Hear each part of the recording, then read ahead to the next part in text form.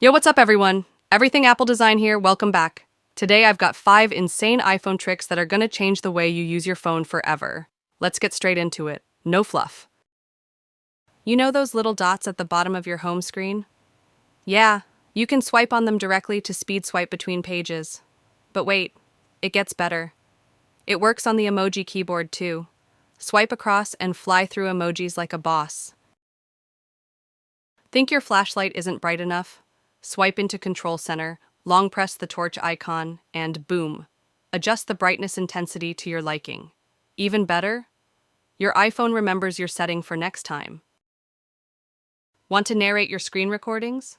Before you start, long press the record icon and toggle on microphone audio. Now you can record your screen with voiceover. Perfect for tutorials, commentary, or even receipts. Safari cluttered with tabs? We've all been there. Open Tab View, long press a tab, and you'll see the option to close all other tabs or close everything at once by long pressing the Done button. Clean slate in seconds. This one? Life-changing.